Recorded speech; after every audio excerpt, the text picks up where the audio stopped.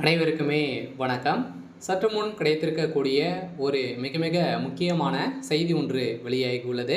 சற்று முன் எடப்பாடியை நேரில் சந்தித்த திமுக அமைச்சர் நேரடி காட்சி, இது மாதிரி செய்திகள் வெளியாக இருக்குது. இப்போ சதுரடியாக திமுக பார்த்தீங்கன்னா ஏற்கனவே சலசலப்பை ஏற்படுத்தியிருக்க. திமுக உட்கட்சிக்குள்ளே நிறைய மோதல்கள் ஏற்பட்டிருக்கு இல்லையா? உதயநிதியுடைய வாய்க்கொழுப்பால் இப்போ திமுகவில் இருக்கக்கூடிய மூத்த அமைச்சர்களுக்கு இடையே பார்த்தீங்கன்னா ஒரு மிகப்பெரிய சலசலப்பு ஏற்பட்டிருந்தது. அதே மாதிரி அமைச்சர் துரைமுருகன் அவர்களும், அதே மாதிரி அமைச்சர் பொன்முடி அவர்கள் இருவருக்குமே பார்த்தீங்கன்னா மூத்த அமைச்சர்களாக திமுக இருக்காங்க. மூத்த அமைச்சர்களுக்கு இது வரைக்குமே பார்த்தீங்கன்னா ஒரு 6-7 அமைச்சர்கள் பார்த்தீங்கன்னா இதில் இருக்காங்க. அவர்கள் அனைவருமே பார்த்தீங்கன்னா அமைச்சர் பதவியில் நீக்கிட்டு புதியவராக நியமிக்க வேண்டும் அப்படின்ற மாதிரி உதயநிதி ஸ்டாலின் அவர்கள் முதல்வர் ஸ்டாலின் கிட்ட பார்த்தீங்கன்னா கோரிக்கையை வைத்திருக்காரு அப்படின்ற மாதிரி பார்த்தீங்கன்னா ஒரு தகவல் வெளியேறிருந்தது. இந்த தகவல் வெளியாகிறதுலேருந்தே திமுக பார்த்தீங்கன்னா ஒரு சில சலசலப்புகள்லாம் ஏற்பட்டு இருந்தது. இந்த சலசலப்பின் காரணமாக அமைச்சர் பொன்முடி அவர்கள் பார்த்தீங்கன்னா சதுரடியாக அவருடைய மீது சொத்து குவிப்பு வழக்கு இருந்தது. ஏற்கனவே அவருக்கு 7 ஆண்டுகள் சிறை தண்டனை விதித்த நீதிமன்றம் சதுரடியாக அவருடைய வயதின் மூத்த காரணத்தின் அடிப்படையில் அவருக்கு நிராகரிக்கப்பட்டது.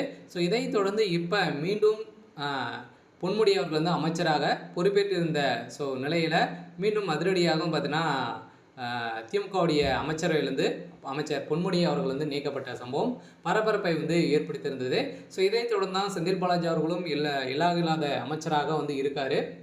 அதே மாதிரி பார்த்தீங்கன்னா அமைச்சர் துரைமுருகன் அவர்களுக்கும் ஒரு மிகப்பெரிய திமுக எதிர்ப்புகளை வந்திருக்கு. நிறைய திமுகவுடைய பினாமியாக இருக்கக்கூடிய எல்லாம் பார்த்தீங்கன்னா அமைச்சர்கள் மிரட்டி வருவதாகவும் ஒரு தகவல் வெளியாக இருந்த நிலையில் தான் திடீர்னு திமுக சார்ந்த அமைச்சர் பொன்முடி அவர்கள் அதிமுகவில் இணைய போகிறதாக ஒரு பரபரப்பை ஏற்படுத்தியிருந்தது.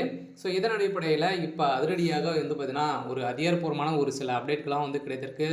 இப்போ எடப்பாடி பழனிசாமி அவர்கள் பார்த்தீங்கன்னா இப்போ நேரில் சந்திச்சுட்டு இருக்காரு அப்படின்ற மாதிரி தகவல் வெளியே இருக்கக்கூடிய நிலையில் தான் திமுகவில் ஒரு அதிர்ச்சியை ஏற்படுத்தியிருக்கு.